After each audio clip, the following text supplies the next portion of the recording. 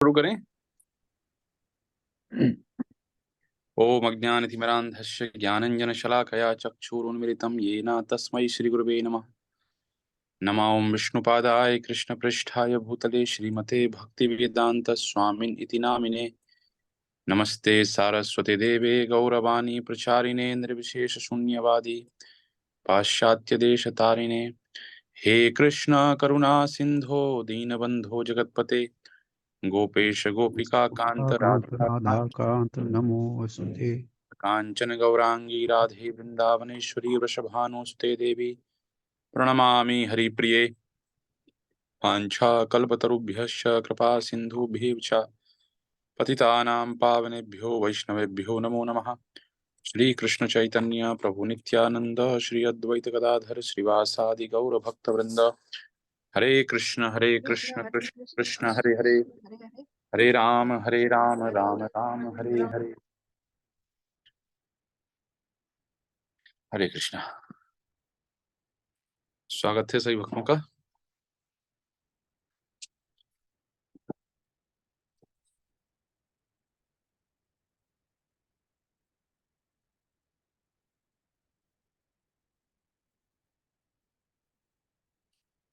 कल हम लोगों ने श्रीमद् भगवत गीता के चौथे अध्याय की रूपरेखा के विषय में चर्चा की। कौन सी विषय वस्तु उसमें बताई गई है। आज से हम लोग पहला श्लोक पढ़ना प्रारंभ करेंगे और आज लगभग 10 श्लोक हम लोग कवर करेंगे। श्री भगवान उवाच, अध्याय 4 दिव्य ज्ञान। अज्ञान को दूर करने के लिए ज्ञान की आवश्यकता है और इसी अज्ञान के द्वारा व्यक्ति मोहित हुआ है, मोह को दूर करना, मोह से काम और फिर दूसरे विकार बनता व्यक्ति की अधोगति होती है। इसलिए ऐसे अज्ञान को दूर करने के लिए आवश्यकता है ज्ञान की, और वही दिव्य ज्ञान भगवान इस चौथे अध्याय में प्रदान कर रहे हैं। श्री भगवान उवाच, इमं विवस्वते योगं प्रोक्तवान अहमव्ययम् विवस्वानमनवे प्राह मनुरिक्ष्वा कवे ब्रवीत। भगवान श्री कृष्ण ने कहा, मैंने इस अमर योग विद्या का उपदेश सूर्यदेव विवस्वान को दिया और विवस्वान ने मनुष्यों के पिता मनु को उपदेश दिया। मनु ने इसका उपदेश इक्ष्वाकु को दिया। एक सामान्य सा सिद्धांत है, कभी भी जो वैदिक काल में शास्त्रार्थ हुआ करता था, तो शास्त्रार्थ का आधार यह हुआ करता था कि किस फाउंडेशन के ऊपर, किस आधार के ऊपर हमें शास्त्रार्थ करना है। जैसे कि उदाहरण के लिए आप ले लें, यदि न्यायालय में, कोर्ट में दो वकील जिरह करते हैं, वो कोई केस को लड़ते हैं, तो उनका आधार होता है, उनका फाउंडेशन होता है आईपीसी, इंडियन पीनल कोड, या जो भी भारतीय न्याय संहिता हो या भारतीय दंड संहिता हो, उसके आधार पर ही उनके बीच में आदान प्रदान होता है और उसी के आधार पर सजा सुनाते हैं जज। तो इसी प्रकार से वैदिक कभी भी जीवन में कोई भी आप देखें, कभी किसी से बातचीत करते हैं, कोई सिद्धांत आप बताते हैं, तो उसके पीछे का जो फाउंडेशन ये है कि आप जिसमें से बताने जा रहे हैं, पहले आईपीसी को अथोराइज किया गया, नहीं सरकार ने कानून पास कर दिया कि नहीं ये आईपीसी में रह सकता है, ये दंड संहिता में, ये न्याय संहिता में रह सकता है, उसके बाद ही उसके ऊपर वकील जो है अदालत में, उसके ऊपर न्यायालय में चर्चा करेंगे। ऐसे ही आचार्यों की पद्धति रही है, हमें शास्त्र से प्रमाण प्रस्तुत करना होता है, पहले उस वस्तु को स्थापित करना होता है, उस वस्तु को स्थापित करने के बाद ही उसको हम प्रमाण के रूप में स्वीकार करते हैं। तो ऐसे ही आचार्य लोग जो हैं, श्रीमद् भागवत से यदि मैं कुछ बताना चाहता हूं, तो आप तो भागवत मानते ही नहीं है, तो पहले मैं स्थापित करूंगा कि भागवत कैसे सही है, उसके पश्चात, स्थापित करने के पश्चात फिर मैं भागवत से बताऊंगा कि भागवत में ये चीजें बताई गई हैं। वही पद्धति भगवान यहाँ पर अपना रहे हैं। भगवान इस ज्ञान के विषय में प्रामाणिकता प्रस्तुत पहले करते हैं कि ऐसी बात नहीं है, ये जो योग विद्या है, ये जो भगवत गीता का भाग, ये जो ज्ञान है, आध्यात्मिक ज्ञान, ये पहली बार कोई दिया जा रहा है, नहीं। मैंने इस अमर योग विद्या का उपदेश सूर्यदेव विवस्वान को दिया।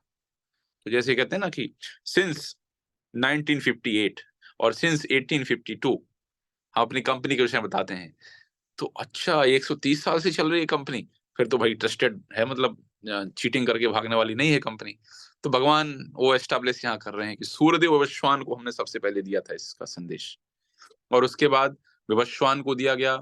विवस्वान ने मनुओं के जो पिता थे मनु, उनको उपदेश दिया, और मनु ने इसका उपदेश इक्ष्वाकु को दिया। मतलब जब भगवान रामचंद्र जी इस धराधाम पर थे, उनको भी भगवत गीता का ज्ञान था, क्योंकि राम जी इन्हीं मनु महाराज की, इन्हीं इक्ष्वाकु वंश की परंपरा में ही आते हैं। कई लोग कहते हैं कि ये शास्त्र इसलिए दिए गए हैं ताकि राजा आपके ऊपर शासन कर सके। निश्चित रूप से शास्त्र इसलिए दिए गए हैं। शास्त्र संविधान के जैसे हैं, और संविधान इसलिए होता है ताकि शासन किया जा सके। तो शास्त्र, शासन, ये जो भी चीजें होती हैं, हाँ, अनुशासन, ये सब में शश धातु का प्रयोग किया गया है। उन सबका लक्ष्य होता है व्यक्ति को अनुशासित करना, व्यक्ति को सही मार्ग पर लेकर के जाना। तो इसलिए यहाँ पर प्रभा जी लिखते हैं कि समस्त लोगों के राजा विशेष रूप से निवासियों की रक्षा के निमित्त होते हैं। अतः राजन वर्ग को भगवत गीता की विद्या को समझना चाहिए, जिससे वे नागरिकों पर शासन कर सकें और उन्हें काम रूपी बंधन से बचा सकें। और यही मानव जीवन का लक्ष्य है। आगे लिखते हैं, सारे राज्यों तथा समस्त लोगों के शासन अध्यक्षों को चाहिए कि शिक्षा, संस्कृति तथा भक्ति द्वारा नागरिकों को यह पाठ पढ़ाएं। 3 important aspect: culture, knowledge and devotion. Culture, knowledge, and devotion. Prabhupada used to say, don't leave your culture, don't give up your culture.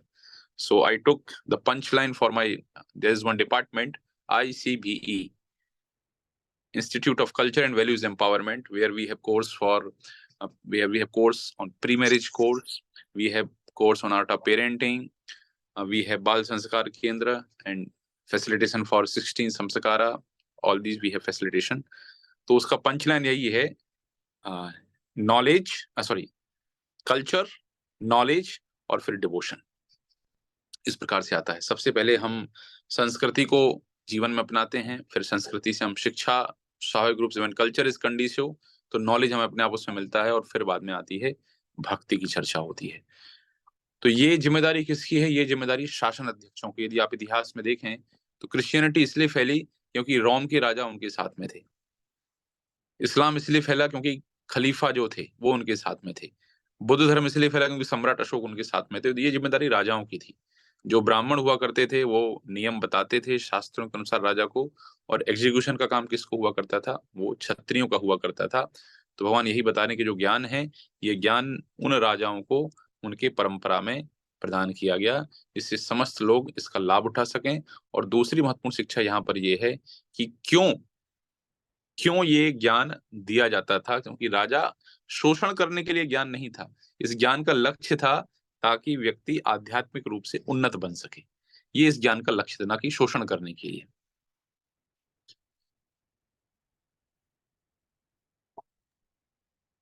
अब फिर सूर्यदेव के विषय में कहा जाता है, सूर्य त्रेता युगादौ चततो विश्वान मनवे ददौ मनुष्य लोक प्रत्यर्थ। महाभारत में आता है, व्याप्य लोकान वस्थितः। त्रेता युग के आदि में विश्वान ने परमेश्वर संबंधी इस विज्ञान का उपदेश मनु को दिया। तो यहाँ पर मुख्य रूप से भगवत गीता की परंपरा यहाँ पर बताई जा रही है। 12 करोड़ 4 लाख वर्ष पहले ये भगवत गीता मोटे मोटे सुनाई गई। तो इसमें 2 महत्वपूर्ण शिक्षाएं हैं। पहली शिक्षा है कि गीता सबसे पहले किसको सुनाई गई? गीता सबसे पहले सूर्यदेव विश्वान को सुनाई गई। कब सुनाई गई? 12 करोड़ 4 लाख वर्ष पहले सुनाई गई। और किस प्रकार पहुंची? मनु से इक्ष्वाकु तक गुरु शिष्य परंपरा में पहुंची। ये यहाँ पर मुख्य इसमें बताया गया है। अगले श्लोक में कहते हैं, एवं परंपरा प्राप्तम इमं राजर्षयो विदु सकालिने महता योगो नष्टा परंतपः। निश्चित रूप से ये परंपरा में पहुंचाई गई, लेकिन परिणाम उसका क्या निकला? इस प्रकार यह परम विज्ञान गुरु परंपरा द्वारा प्राप्त किया गया, और राज ऋषियों ने इसी विधि से इसे समझा, किंतु कालक्रम में यह परंपरा छिन्न भिन्न हो गई। अतः यह विज्ञान यथारूप में लुप्त हो गया लगता है। तो गुरु शिष्य परंपरा आवश्यक है। इस संसार में हमें कई बार लोग कहते हैं कि गुरु को स्वीकार करने की क्या आवश्यकता है। देखिए, छोटे से हमें म्यूजिक क्लास सीखनी है तब भी हमें एक शिक्षक की आवश्यकता है। हम कराटे कुंफू सीखना चाहते हैं, हमें एक शिक्षक की आवश्यकता है। सचिन तेंदुलकर को क्रिकेट सीखना तो उसको भी एक शिक्षक की आवश्यकता पड़ी। हमें simple physics, chemistry, biology, mathematics सीखना है तब भी एक शिक्षक की आवश्यकता होती है। तो इसी प्रकार से जो व्यक्ति आध्यात्मिक ज्ञान को सीखना चाहता है उसको भी शिक्षक की आवश्यकता होती है। बिना शिक्षक यदि सिर्फ किताबें पढ़ करके कोई व्यक्ति डॉक्टर बन जाता तो मेडिकल कॉलेज की आवश्यकता नहीं होती। लेकिन सिर्फ किताबों से काम नहीं होता है, तो हमें तीनों चीजों की आवश्यकता होती है। पहला, हमें अच्छे टीचर्स चाहिए होते हैं। दूसरा, हमें एक अच्छा संस्थान, अच्छा इंस्टीट्यूट की आवश्यकता होती है। और तीसरा, हमें अच्छी बुक्स की आवश्यकता होती है। जब ये तीनों चीज एक साथ मिलती हैं, अच्छी बुक्स, अच्छे टीचर और अच्छा इंस्टीट्यूट, तब जाकर के हम सही तरीके से ज्ञान प्राप्त कर सकते हैं। So these are the 3 important elements to gain the authorized knowledge. प्रमाणिक ज्ञान को प्राप्त करने के 3 महत्वपूर्ण साधन हैं, और इसी को हम कहते हैं, जो इंस्टीट्यूट होता है उसको हम कहते हैं संप्रदाय, जो टीचर होते हैं उसको हम कहते हैं गुरु शिष्य परंपरा, और जो बुक्स होती हैं उनको हम शास्त्र कहते हैं। 3 चीजें आपके हमारे पास यहाँ समझ में आती हैं, पहले शास्त्र, दूसरा गुरु शिष्य परंपरा, और तीसरा संप्रदाय। तो जब भी हम कोई भी आध्यात्मिक ज्ञान प्राप्त करते हैं तो हमें चेक करना चाहिए कि ये संप्रदाय में है कि नहीं है। संप्रदाय क्या होता है? कई लोग कहते हैं संप्रदाय अलग है, नहीं, संप्रदाय वैसे ही है जैसे आप किसी भी ऐसे व्यक्ति से म्यूजिक सीखना नहीं चाहेंगे, फिजिक्स केमिस्ट्री पढ़ना नहीं चाहेंगे, या किसी ऐसे डॉक्टर से आप पढ़ना नहीं चाहेंगे, किसी ऐसे व्यक्ति से मेडिकल की पढ़ाई करना नहीं चाहेंगे जिसने खुद मेडिकल की पढ़ाई नहीं करी हो। तो गुरु शिष्य परंपरा बेसिकली क्या है? गुरु शिष्य परंपरा है ऐसे लोग जिन्होंने वो शिक्षा को प्राप्त किया है, उसको अपने जीवन में अनुभव किया है, और फिर उस शिक्षा को अगली पीढ़ी तक लेकर के जा रहे हैं। तो टीचर, और फिर स्टूडेंट बनता है टीचर, फिर अगला, फिर उसका स्टूडेंट, फिर वो टीचर बनता है, इसको गुरु शिष्य परंपरा कहा जाता है। और इस गुरु शिष्य परंपरा को ही संप्रदाय कहा जाता है। तो इसलिए प्रभुपाद जी यहाँ लिखते हैं कि निश्चय ही भगवत गीता कभी भी आसुरी पुरुषों के लिए नहीं थी, जिनसे किसी को भी इसका लाभ न मिलता, और जो अपनी अपनी सनक के अनुसार विभिन्न प्रकार की विवेचना करते। So there are more than 300 commentaries on Bhagavad Gita. The question comes, why we should read Bhagavad Gita as it is when there are more than 300 commentaries? तो फिर बात यही आती है कि ये जो भगवत गीता है, गुरु शिष्य परंपरा में श्रील प्रभुपाद जी की जो परंपरा है, ब्रह्म मध्य गौड़ी संप्रदाय, आप भगवत गीता के पहले पेज के ऊपर देखेंगे, वहां पर पूरी परंपरा दी गई है। ब्रह्मा जी से परंपरा प्रारंभ करके मध्वाचार्य, व्यासदेव, मध्वाचार्य, चैतन्य महाप्रभु, उस परंपरा में ज्ञान आता है, इसीलिए बहुत आवश्यक है। आजकल एक नए लेखक है, उन्होंने माई गीता लिखी हुई है। प्रभुपाद जी यहाँ लिखते हैं, असाधु भाष्यकारों के निहित स्वार्थों से गीता का मूल उद्देश्य छिन्न भिन्न हुआ। कैसे गीता कही? आप लोग कहेंगे गीता खंडित कैसे हो गई? कैसे की होगी गीता खंडित? उन्हें लिखी माई गीता। अभी माई गीता में आप देखेंगे इतना उल जलूल लिखा है, उसकी मूल व्याख्या भी नष्ट करके रख दी है माई गीता में। रिकॉर्ड नहीं हो रही इसलिए मैं नाम नहीं लूंगा उन लेखक का, लेकिन बहुत दुष्ट स्वभाव के व्यक्ति हैं वो।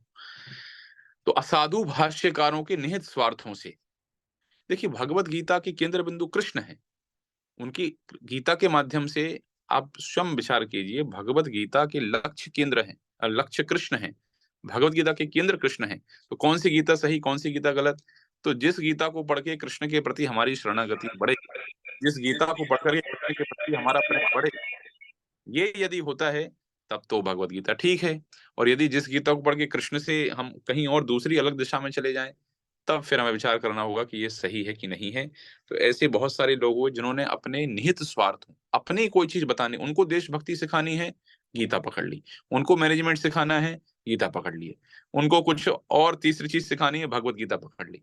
अरे भगवत गीता भगवत गीता है, वो धीर शांत गीता नहीं है, वो श्रद्धा गीता नहीं है, वो रचना गीता नहीं है, वो भगवत गीता है। भगवत गीता मतलब भगवान की वाणी है वो। तो भगवान की वाणी तो उसको कृष्ण के पास ही रहने दीजिए ना। आपको कुछ लिखना तो अपनी कविता आप अलग से लिख दीजिए, उसको गीता में मत लिखिए।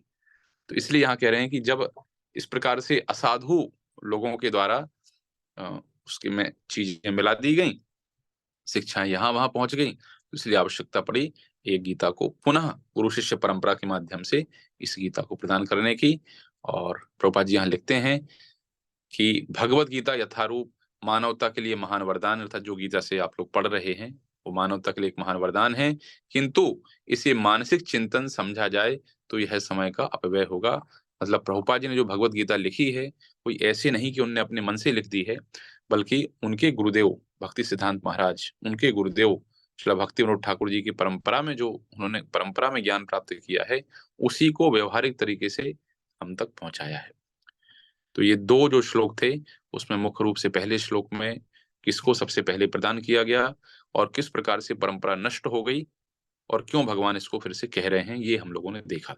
तो बहुत महत्वपूर्ण है कि आप लोग ऐसे ही हम कुछ कोई भी चीज ऐसे ही नहीं करते हैं।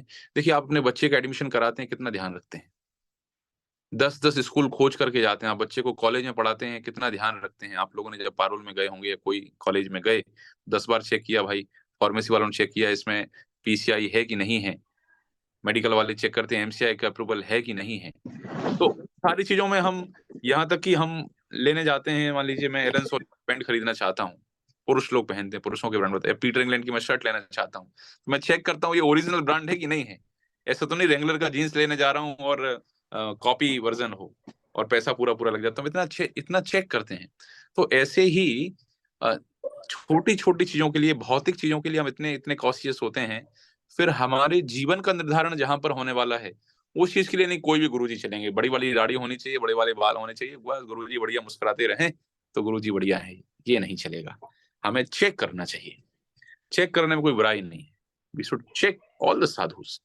उसमें कोई ऐसा नहीं है कि अब आप इस्कॉन के संपर्क में आ गए तो नहीं इस्कॉन के संपर्क में ही रहना। You have complete right to test ISKCON also. आप टेस्ट करें, लेकिन यदि टेस्ट कर लिया है, now you have to show your dedication. नहीं ठीक है, ये संस्था ठीक है, यहाँ शिक्षा भी ठीक है और यहाँ लोग भी ठीक हैं, परंपरा भी ठीक है, लेकिन उसके पहले मैं कहूंगा कि we should not keep blind faith. There are two things. हमें ब्लाइंड फेथ भी नहीं रखना है और ब्लाइंडली रिजेक्ट भी नहीं करना है। इस भक्ति चारू स्वामी महाराज एक बार हैदराबाद फिल्म सिटी में गए थे और वहां कोई एक व्यक्ति थे, उनके डायरेक्टर थे। तो एक एपिसोड वो शूट कर रहे थे प्रभुपाद जी के ऊपर, उसका नाम था अभय चरण। तो प्रभुपाद जी ने उन्हें, महाराज जी ने कहा, बता रहे थे कि हम ऐसे ऐसे एपिसोड शूट कर रहे हैं। तो वो जो फिल्म सिटी के ऑनर थे, उन्होंने कहा Swami ji I am atheist, I don't believe in God. तो स्वामी जी ने कहा कि, भक्ति महाराज जी बोले कि देखिए, क्या आपने भगवान को खोजने का प्रयास किया? क्या आपने भगवान के विषय में जानने का प्रयास किया? यदि आपने भगवान के विषय में जानने का प्रयास नहीं किया, उनको खोजने का प्रयास नहीं किया, if you don't follow blindly, then please don't reject blindly, at least you try to find out. तो वही बात यहाँ की जा रही गुरु शिष्य परंपरा के विषय में, कि हमें सही व्यक्ति को खोजना चाहिए। डॉक्टर होता है, एक डॉक्टर यदि हमें कोई मेडिसिन गलत दे दे, आज किस फील्ड में बेईमान लोग नहीं, बताओ?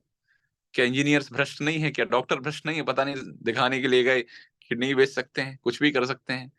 एक हमारे मित्र बता रहे थे, अपने अंकल का ऑपरेशन करवाने के लिए गए, तो हार्ट ओपन पड़ा हुआ है, हार्ट ओपन करके उन्हें देखा और बोले कि भाई इनका तो एक बॉल भी गड़बड़ है।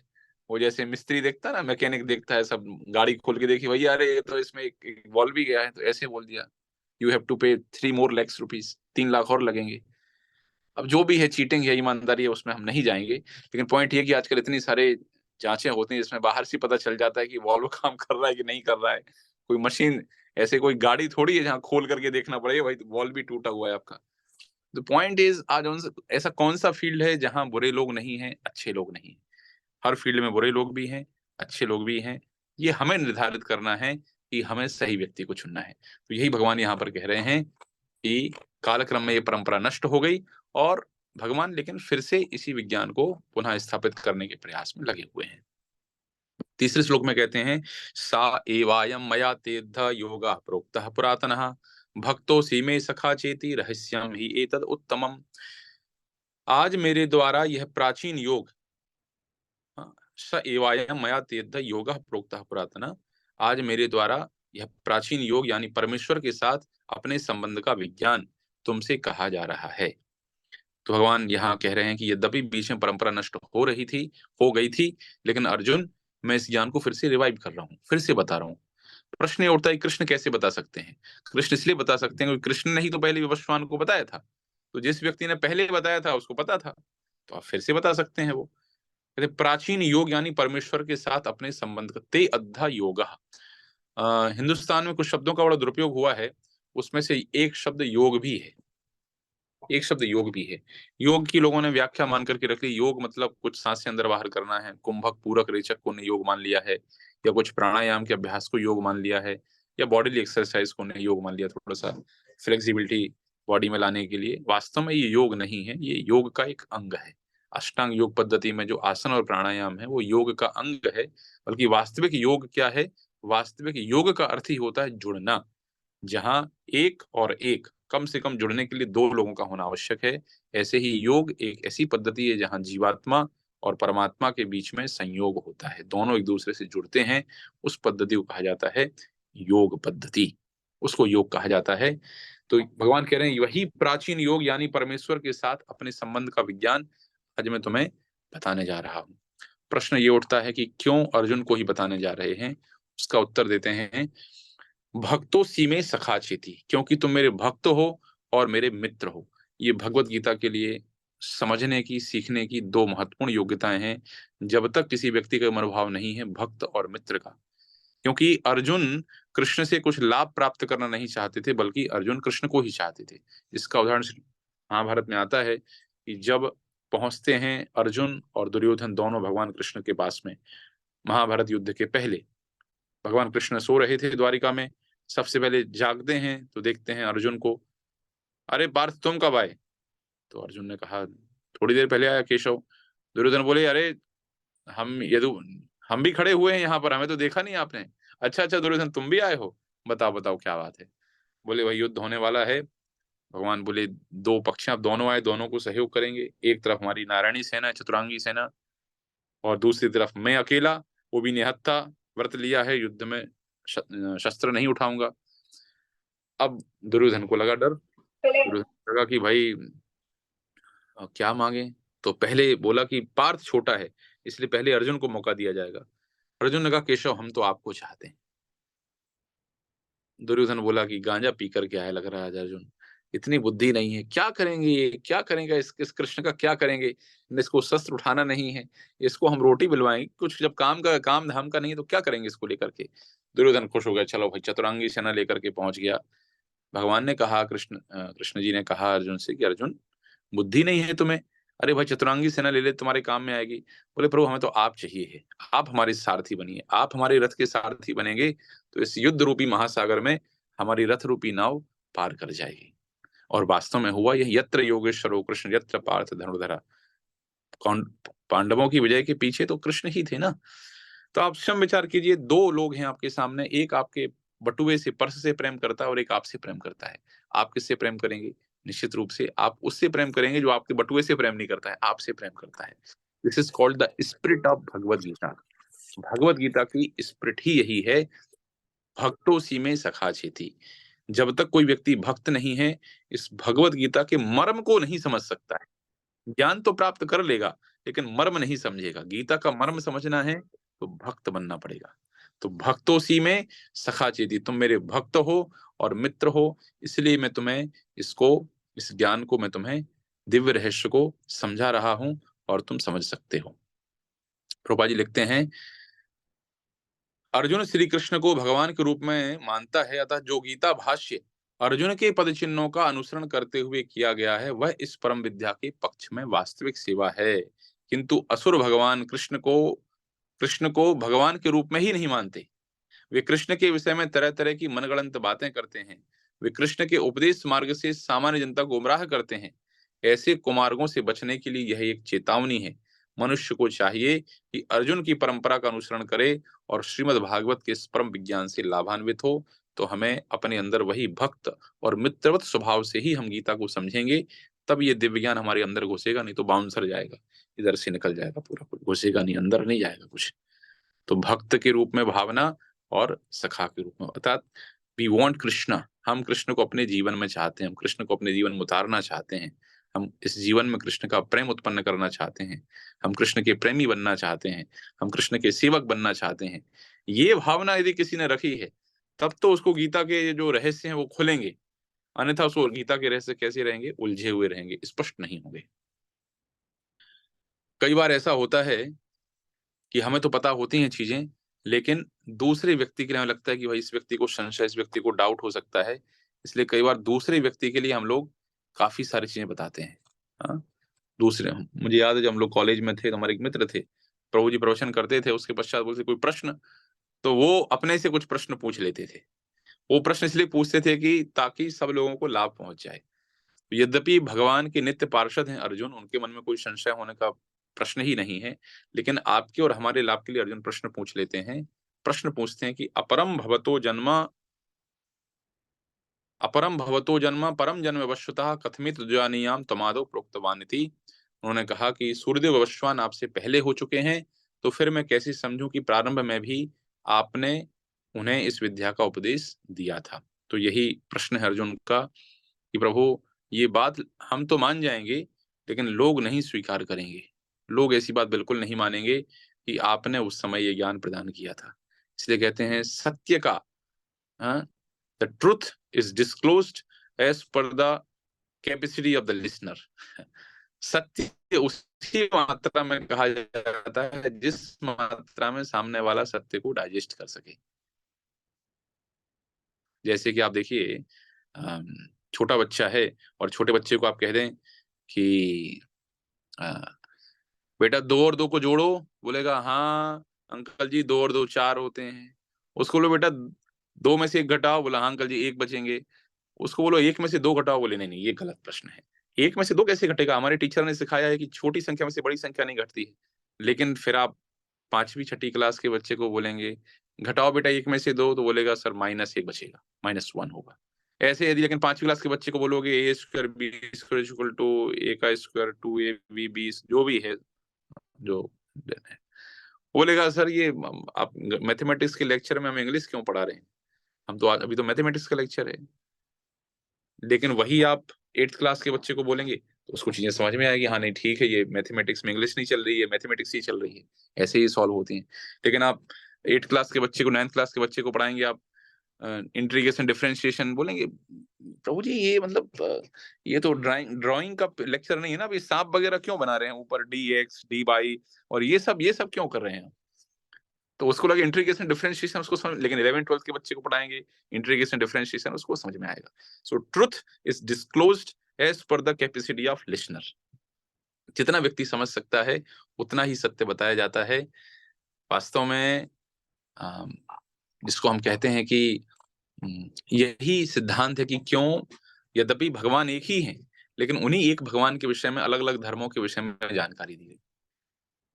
जिन लोगों की मांसाहार करने की प्रवृत्ति थी या जो लोग कबीले में रहा करते थे, ऐसे लोगों को यदि बोल दोगे आपकी इतने इतने हाई स्टैंडर्ड फॉलो करने हैं, तो उनको संभव नहीं था। तो उनके जो प्रोफेट थे उनने आकर के उस तरीके से उनको शिक्षाएं दी कि ठीक है तुम लोग इतना ही कर लो भाई, धीरे धीरे ऊपर उठना। लेकिन वहां भी उन्होंने एक मार्ग बताया उनको। ऐसे लोग थे जो मछुआरे थे, मछली पकड़ करके खाते थे, तो कहा ठीक है God will give your daily bread, क्योंकि उतनी ही बुद्धि थी उनके अंदर कि अपने को रोटी मिल जाए अपनी बस बहुत है, काम अपना हो गया। लेकिन अर्जुन जैसे लोग भी थे जो इतने आत्मनियंत्रित थे कि जब उन्होंने उर्वशी को नृत्य करते हुए देखा तो इंद्र को लगा शायद अर्जुन भोग करना चाहते हैं उर्वशी के साथ। लेकिन उन्होंने कहा नहीं नहीं आप तो हमारी माता के समान है। उनको इसके बदले उनको श्राप मिल गया अर्जुन को कि तुम तो अलग अलग प्रकार के श्रोता हैं, उन श्रोताओं के अनुसार ही ये ज्ञान बताया जाता है। यहाँ पर सूर्यदेव विवस्वान ये प्रश्न है कि वो आपसे पहले हो चुके हैं और आप कह रहे हैं कि आपने सूर्यदेव को दिए हैं ज्ञान।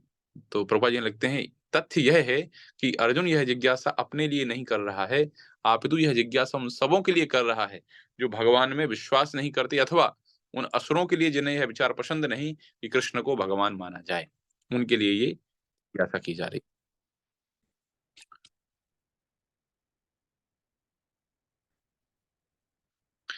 यह प्रत्येक व्यक्ति के लिए आवश्यक है कि अपने कल्याण के लिए वह कृष्ण विद्या को जाने।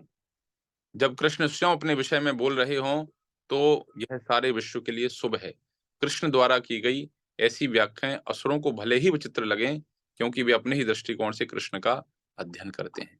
तो जो भी बात है किसी को भले अटपटे लग जाए, लेकिन देखिए जब भगवान स्वयं अपने मुख से, भगवत गीता का अर्थ यही है, भगवान का जो गीत है, तो भगवान स्वयं अपने मुख से बता रहे हैं, ये कितनी प्रामाणिक और कितनी पावरफुल शिक्षाएं होंगी जो भगवान स्वयं अपने विषय में बता रहे हैं।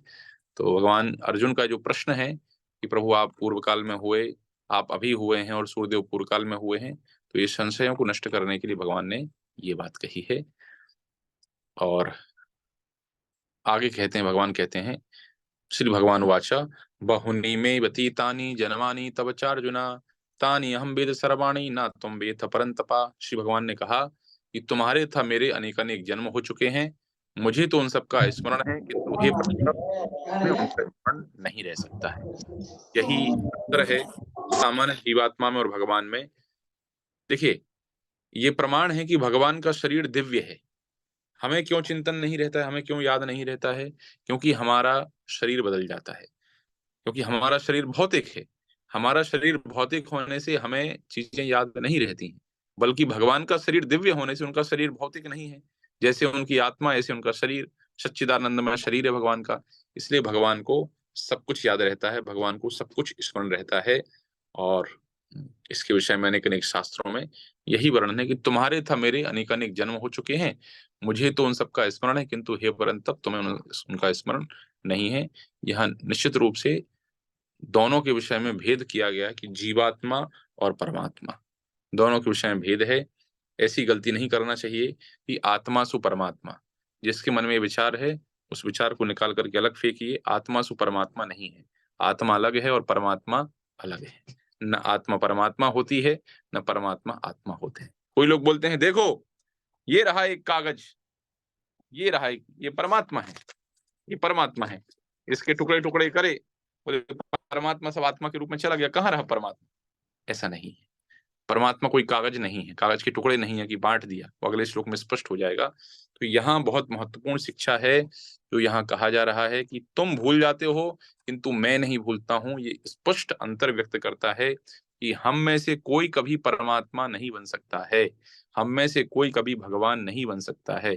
हम रहेंगे और भगवान भगवान रहेंगे, हम उनके अंश ही रहेंगे और भगवान पूर्ण ही रहेंगे। हम उनको प्राप्त कर सकते हैं, उनके सेवक बन सकते हैं, ये हम कर सकते हैं, लेकिन हम भगवान नहीं बन सकते हैं। You can not become God, you can never become God, you can never become परमात्मा। हम ही रहेंगे, हमारा अस्तित्व हमेशा ही रहेगा। तो इसलिए भगवान कह रहे हैं मुझे उन सबका स्मरण है और तुम वो भूल चुके हो। यदि पूर्व जन्म की बात करें तो भगवान एक्चुअली ये नर नारायण जब थे, तो जो नर थे वो अर्जुन थे, वो नारायण थे स्वयं भगवान कृष्ण। और उसी समय एक सहस्त्र कवच नाम का असुर था, और इस सहस्त्र कवच नाम का असुर जो है उसको वरदान प्राप्त था कि उसका वध वही कर सकता जो 1000 वर्ष तपस्या करे। 1000 वर्ष तपस्या करने वाला व्यक्ति उसका एक कवच भेज सकता है। तो ऐसे इन लोगों ने जाकर के बदरिकाश्रम में तपस्या करी, और बदरिकाश्रम में एक दिन तपस्या बराबर 1000 वर्ष तपस्या। तो एक दिन तपस्या करते थे नर और जाकर के एक कवच भेद के आते थे, और दूसरे दिन तपस्या करते थे नारायण, जाकर के कवच भेद करके आते थे। जब सहस्त्र कवच के 999 कवच भेज दिए गए, भेद दिए, तोड़ दिए गए, तब ये जो है सहस्त्र कवच नाम का असुर जो है सूर्यदेव के पास चला गया, और इसलिए वही कर्ण के रूप में पैदा हुआ। वही सहस्त्र कवच असुर जो है कर्ण के रूप में पैदा हुआ, और उसका वध निश्चित था नर के हाथ से, नंबर नर का था, इसलिए अर्जुन ने उसका वध किया। तो ये यहाँ जो कहा जा रहा है कि मेरे तुम्हारे अनेक अवतार हो चुके हैं, बल्कि तुम्हें याद नहीं है, मुझे याद है। तो ये जीवात्मा और भगवान के अंतर को यहाँ पर किया जा रहा है।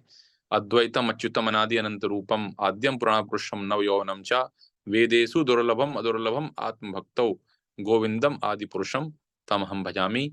इसमें कोई संशय नहीं है कि भगवान के अनेक अनेक अवतार होते हैं, और भगवान वास्तव में कृष्ण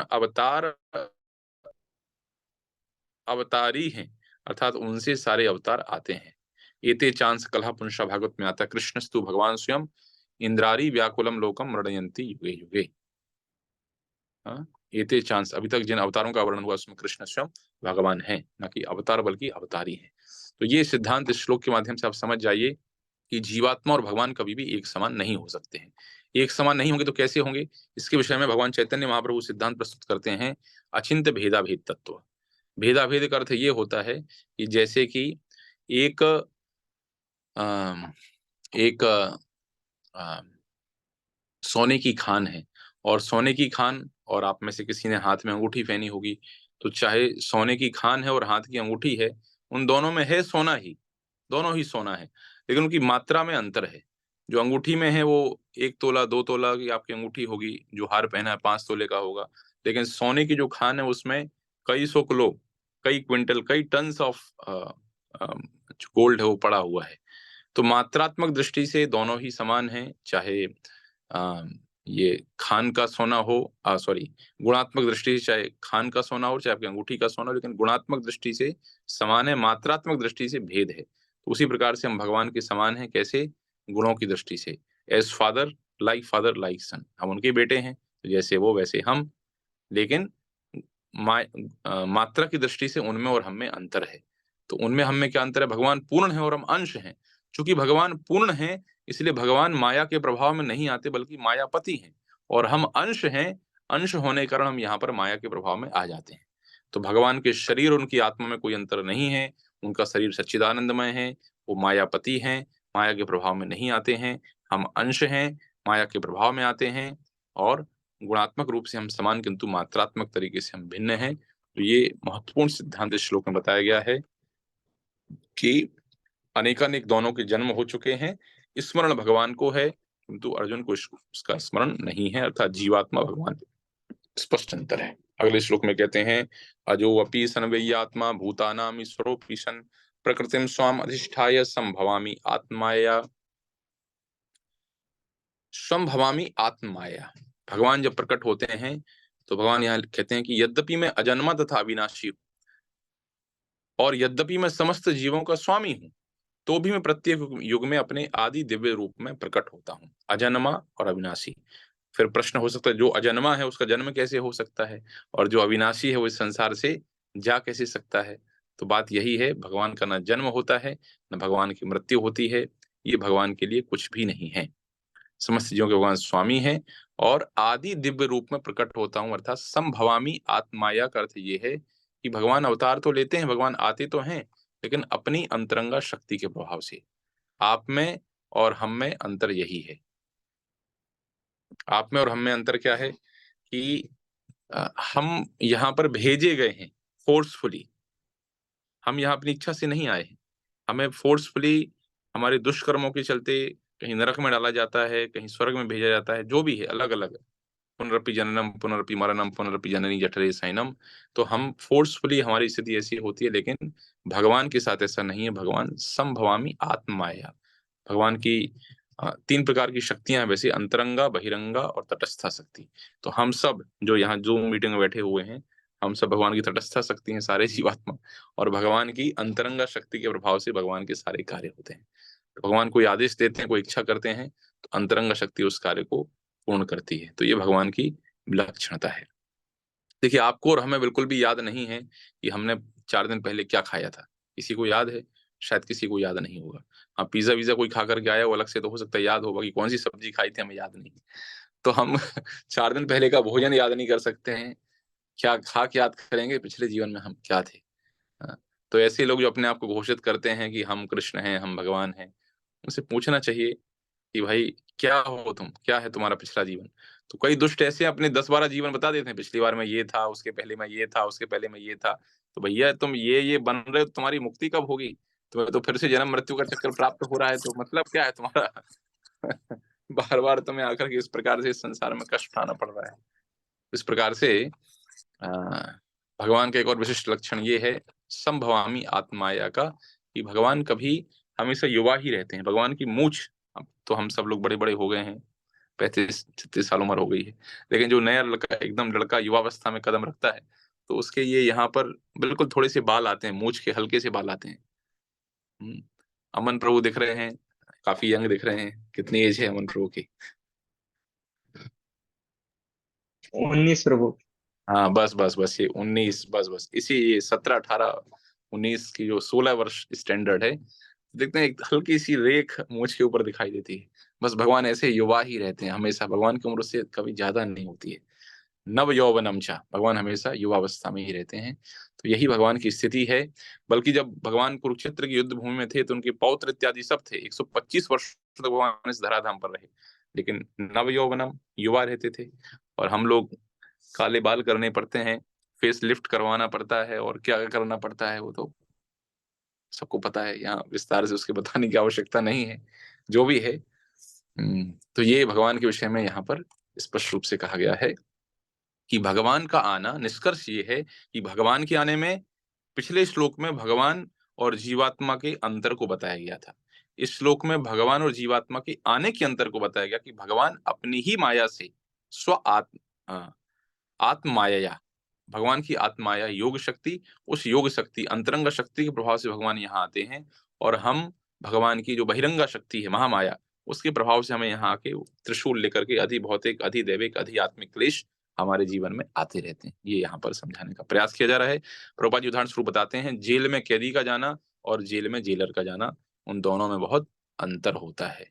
जेल में जब कैदी जाता है तो उसको फोर्सफुली भेजा जाता है, बैरक में रहना पड़ता है, और जेलर जाता है तो 4 सिपाही उसके साथ में चलते हैं। जब जाना जब आना तब सब कुछ संभव है। तो यही है, भगवान अजन्मा है, अविनाशी हैं, समस्त जीवों के स्वामी हैं, और आदि दिव्य रूप में भगवान अपनी इच्छा से आत्माया से प्रकट होते हैं। इसके विषय में और कहते हैं कि जैसे सूर्य है, तो क्या सूर्य उदित होता है, अस्त सूर्य मरता है और जिंदा होता है? ऐसा नहीं, सूर्य तो वहीं पर है, सूर्य अपने स्थान पर ही है। सूर्य का उदय और अस्त होना आंखों से ओझल होने के समान है। इसका अर्थ स्पष्ट है कि ऐसा नहीं है कि सूर्य मर गया, नहीं, सूर्य हमारी दृष्टि से थोड़े समय के लिए ओझल हो गया, हमें लगता है सूर्य अस्त हो गया, बल्कि सूर्य तो गगन में ही है, आकाश में ही है सूर्य, थोड़ी देर के लिए हमारी दृष्टि से अलग हो गया है। 7वें श्लोक में कहते हैं कि आकर के भगवान, तो दो श्लोक आपने देखे, भगवान कैसे आते हैं और भगवान और जीवात्मा में क्या अंतर है, दोनों में क्या अंतर होता है। 7वें श्लोक में कहते हैं कि भगवान आकर के करते क्या है। आकर के हम सबको काम, कोई डॉक्टर बनता, कोई इंजीनियर बनता, भगवान का काम क्या है, भगवान क्यों आते हैं यहाँ पर? उनके कुछ काम की आए हैं, ठीक है, चलो मस्ती में घूमेंगे फिरेंगे, थोड़ा ऐसे ऐसे करने के लिए थोड़ी आते हैं, उनको भी कुछ काम करते हैं भगवान। क्या करते हैं? यदा यदा ही धर्मस्य ग्लानिर्भवति भारत, कौन सी परिस्थिति जब भगवान आते हैं? यदा यदा ही धर्मस्य ग्लानिर्भवति भारत, जब धर्म की ग्लानि होती है, धर्म की हानि होती है, धर्म पतित होता है, जब जब अभ्युत्थानम अधर्मस्य, तो धर्म के उत्थान के लिए तदात्मानम सृजामि, भगवान आते हैं। तो मुख्य रूप से भगवान धर्म की रक्षा करना चाहते हैं। आप सब लोग भी धर्म की रक्षा करना चाहते हैं। हम सब यदि धर्म की रक्षा में सहायक हो जाएं तो क्या होगा? हम सब धर्म की रक्षा में सहायक हो जाएं तो हम भगवान के सहयोगी हो जाएंगे, नहीं हो जाएंगे? तो सुर और असुर, जो भगवान के सुर में सुर मिलाए वो सुर, और जो भगवान के सुर से हट जाए वो असुर। ये सुर और असुर की परिभाषा एक भक्त बता रहे थे। तो हमें क्या करना है? भगवान के सुर में सुर मिलाना है, तो हम भी देवता के समान हो जाएंगे। कैसे सुर में सुर मिलाना है? भगवान आते हैं धर्म की स्थापना के लिए, तो हम दोनों तरीके से कार्य कर सकते हैं। पहला, हम चाहें तो अपने जीवन में धर्म का अनुशीलन करें, और यदि आप योग्य हैं तो दूसरे लोगों को, उनको भी बताएं कि आप भी धर्म के विषय में अनुशीलन करें, आप भी धर्म की शिक्षा को जीवन में अपनाएं। तो किस प्रकार से धर्म को जीवन में अपनाएं? तो धर्म के विषय में कहा जाता है कि धर्मम तु साक्षात भगवत प्रणीतम, धर्म क्या है? धर्म है जो साक्षात भगवान ने आदेश दिए हैं, वही धर्म है। तो हम भगवान के दिए हुए आदेशों का अपने जीवन में पालन करें, वह धर्म है। तो भगवान ने हमें आदेश दिए हैं, मन मना भव मद भक्तो, आप सब, हम सब भगवान के भक्त बन जाएं। मद्दाजी नाम माम नमस्कुरु, हम भगवान को नमस्कार करें। सर्वधर्मान परित्यज्य मामेकम शरणम व्रजा, सारे धर्मों का परित्याग करके आप हमारी शरण में आ जाइए। तो ये भगवान ने धर्म के विषय में कहा है। वैसे धर्म की 4 अवस्थाएं होती हैं। कोई भी रिलीजन जो होता है, it has 4 stages. The absolute objective of religion is conversion. आप बोले प्रभु जी कैसी बातें कर रहे हैं? हाँ, हर धर्म का उद्देश्य यही है, कन्वर्जन। हर व्यक्ति कन्वर्जन करना चाहता है, but this conversion is different. This conversion should not be external, but this conversion should be internal. ये कन्वर्जन बाह्य नहीं है कि बाहर से उसका बदलाव हो जाए, बल्कि मुख्य लक्ष्य आंतरिक रूप से उसके अंदर बदलाव होना चाहिए। So better word is transformation, not the conversion. We should not do conversion, but we should involve the transformation. तो सनातन जो संस्कृति है उसकी शिक्षा यही है कि व्यक्ति में आंतरिक रूप से परिवर्तन आए। जब व्यक्ति में आंतरिक रूप से परिवर्तन आएगा तो स्वाभाविक रूप से बाह्य दृष्टि से वो अपने आप बदल जाएगा। पहले हम लोग बोलते थे धोती कुर्ता क्यों पहनना, तिलक क्यों लगाना, चोटी क्यों रखना, लेकिन भक्ति के माध्यम से आंतरिक रूप से ट्रांसफॉर्मेशन हुआ। हम लोग अप्रिशिएट करते हैं, धोती कुर्ता पहनते हैं, दूसरों को पहनने के लिए प्रेरित करते हैं। दैट्स द ऑब्जेक्टिव ऑफ धर्म, कि हम किस प्रकार से हमारे अंदर ट्रांसफॉर्मेशन हम लेकर के आते हैं। So anyone who is practicing Krishna consciousness, our objective is transformation. We want to transform ourselves. कहाँ से ट्रांसफॉर्मेशन करना है? हमारे पास 2 प्रकार की वृत्तियां हैं, 2 प्रकार की इच्छाएं हैं। एक भोग वृत्ति है, हम हर चीज को एंजॉय करना चाहते हैं, हम हर चीज का भोग करना चाहते हैं, हम ऑनरशिप प्रोप्राइटरशिप हमारे पास है। वो जो सारी चीजें हमारे पास, हम ईगोइस्टिक हैं, लस्टी हैं, ये जो सारी चीजें हमारे पास हैं, इसको बदल करके हमें भोग से हमें सेवा की अवस्था में पहुंचना है, सर्वाइटरशिप। हमें भोगी से सेवक बनना है। That's the transformation. जब आप आम देखते हैं, आम देख करके आपको यदि ये इच्छा रही कि मैं इसको खा लूं, तो आप भोगी हैं। और आम देख करके आपको इसको इच्छा ये आ रही कि मैं कृष्ण को भोग लगाऊंगी, उसके बाद मैं खाऊंगी, तब आप सेवक हैं। किसी वस्तु को देख करके जब आपके मन में एंजॉयमेंट करने की इच्छा आती है, तो आप भोगी हैं। और उसी वस्तु को देख करके जब आप चिंतन, किसी स्त्री को आप देखते हैं, आपके मन में उसके भोग की इच्छा आती है, आप उसे एंजॉय करना चाहते हैं, आप भोगी हैं। लेकिन जब आप उसको देख कर कहते हैं अरे ये तो भगवान की माया शक्ति है, भगवान की ही शक्ति है, मातरेषु परदारेषु, हमारी माता के समान है, तब समझिए आप सेवक हैं। तो ये दृष्टि में यदि हमारे भेद आ गया है, तो वास्तव में दृष्टि को बदलने की आवश्यकता है। वास्तव में हमारे हृदय के जो भाव हैं, उन हृदय के भावों को बदलने की आवश्यकता है। हृदय के जो विकार हैं, जो वायरसेस घुस गए हैं, उन वायरसेस को हटाने की आवश्यकता है। That is the exact objective of religion. वो धर्म का वास्तविक उद्देश्य है ट्रांसफॉर्मेशन। और वही हम शिला प्रभुपाद जी की शिक्षाओं के माध्यम से देखते हैं कि हिप्पीज जो कि सारे दुष्ट काम करते थे, सारे पापाचार करते थे, प्रभुपाद जी ने उनको ट्रांसफॉर्म कर दिया। हिप्पीज को बदल करके कहते हैं उनको हैप्पी बना दिया। तो ये जो है transformation, the objective of religion is transformation. लेकिन धर्म 4 अवस्थाओं से होकर के गुजरता है। 4 स्टेजेस होती हैं धर्म की। पहली स्टेज होती है प्योर स्टेज। प्योर स्टेज वो होती है जहां हमें पता होता है कि धर्म का लक्ष्य क्या है। धर्म का लक्ष्य शुद्धिकरण, धर्म का लक्ष्य आत्मकल्याण, धर्म का लक्ष्य जीवन में परिवर्तन लेकर के आना। वो प्योर स्टेज होती है, वहां हमें उसके लक्ष्य को पता होता है, उसकी परंपराओं का पता होता है, उसके रिचुअल्स का पता होता है, सब सारी चीजें हमें पता होती हैं। धर्म की दूसरी वो सबसे प्योर स्टेज होती है। दूसरी स्टेज धर्म की होती है जहां धर्म का लक्ष्य थोड़ा धुंधला पड़ जाता है, लेकिन व्यक्ति को जो ज्ञान है, वो लक्ष्य धुंधला पड़ गया लेकिन व्यक्ति ज्ञान की अवस्था रहती है, नॉलेज रहता है लेकिन ऑब्जेक्टिव। जैसे कोई व्यक्ति गीता पढ़ पढ़ के यहाँ वहाँ तमाम सारी बातें 4 घंटे प्रवचन कर दे, लेकिन वो स्वयं उस चीज के लिए कन्विंस नहीं कि हमें भगवत प्राप्ति करनी है, भगवान को प्राप्त करना है, लेकिन नॉलेज है उस व्यक्ति को।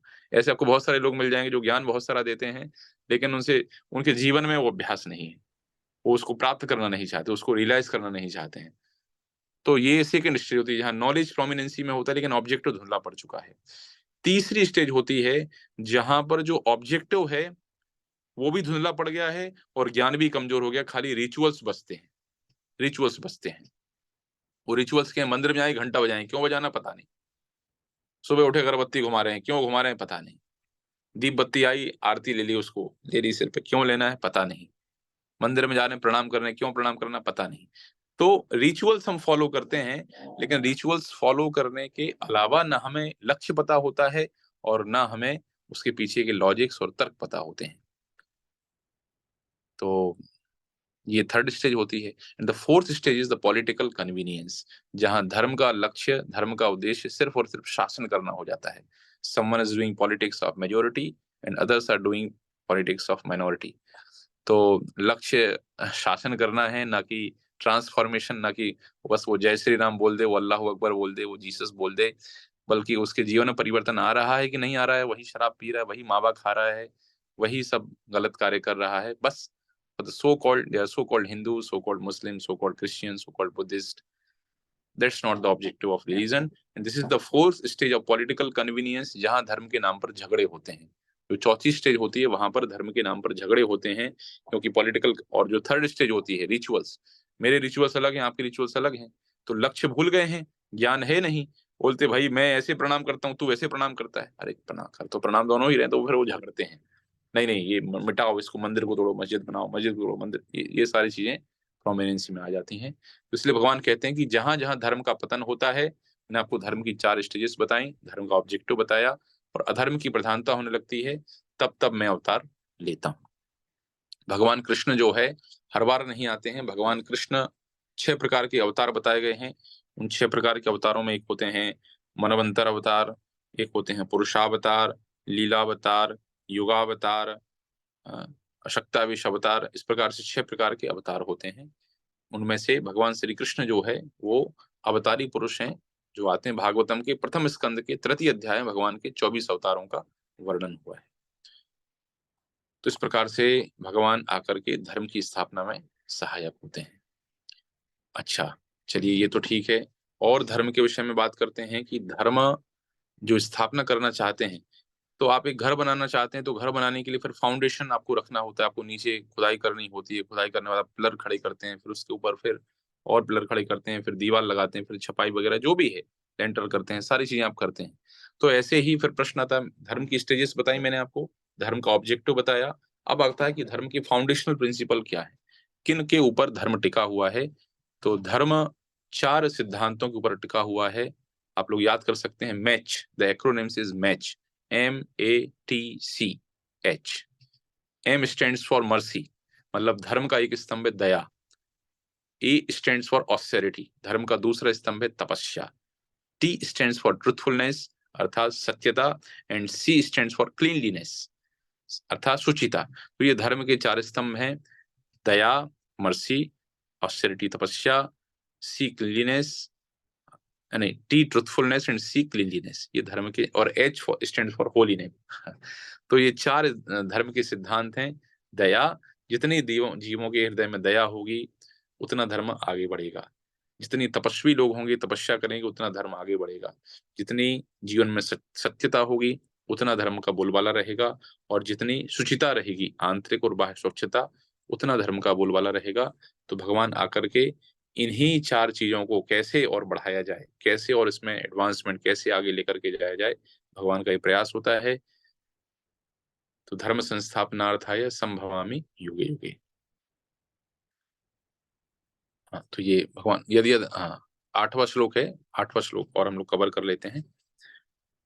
तो परित्राणाय साधूनाम विनाशाय च दुष्कृताम धर्म संस्थापनार्थाय संभवामि युगे युगे। भगवान साधुओं के कल्याण के लिए और दुष्टों के विनाश के लिए भगवान इस संसार में आते हैं, और इस तो भक्तों का उद्धार करने के लिए। बल्कि यहाँ दो कारण है, एक प्राइमरी रीजन है, एक सेकेंडरी रीजन है।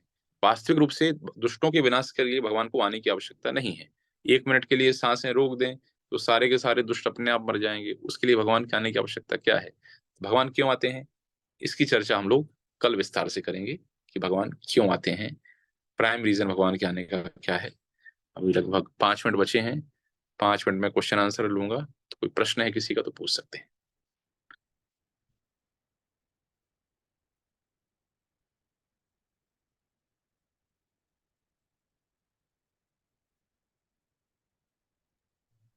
प्रभु जी। यस प्रभु, अमन प्रभु। प्रभु जी, आपने कहा कि भगवान श्री राम को भी गीता का ज्ञान पहले से था, पर गीता का ज्ञान तो धर्म कुरुक्षेत्र में दिया गया था अर्जुन को भगवान श्री कृष्ण के द्वारा। हम्म पर भगवान श्री राम तुमसे पहले हुए थे, हम्म तो उनको ज्ञान कैसे था गीता का पहले से? हाँ, यही तो बताया गया है कि ये जो ज्ञान है सबसे पहले सूर्यदेव वशिष्ठान को दिया गया, और उसके बाद मनु हाँ। महाराज को दिया गया। मनु महाराज ने इक्ष्वाकु जी को दिया, और राम जी इक्ष्वाकु वंश में ही थे। राम जी इक्ष्वाकु वंश में ही थे। तो चूंकि राम जी इक्ष्वाकु वंश में थे, इसलिए वो ज्ञान चल रहा था आगे तक। इसलिए गीता का ज्ञान ऐसी किताब नहीं हुआ करती थी पहले, भगवत गीता किताब नहीं थी, लेकिन जो गीता की शिक्षाएं हैं वो राम राज्य में थी, वहां पर शामिल थी। पहले आत्मा की शिक्षा, कर्म की शिक्षा, प्रकृति के गुणों की शिक्षा, काल की शिक्षा, ईश्वर की शिक्षा। ये ईश्वर, जीव, प्रकृति, काल और कर्म, जो 5 सिद्धांत हैं, ये पांचों सिद्धांतों का जो भगवान यहाँ पर समावेश कर रहे हैं, वो सारी शिक्षाएं इक्ष्वाकु वंश में होने के कारण राम जी को भी ये शिक्षाएं प्राप्त थी।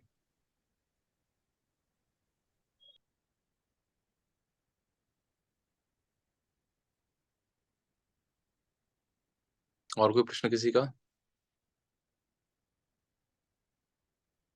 वंडरफुल, सब समझ में आ गया।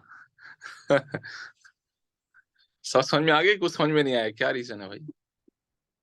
No question?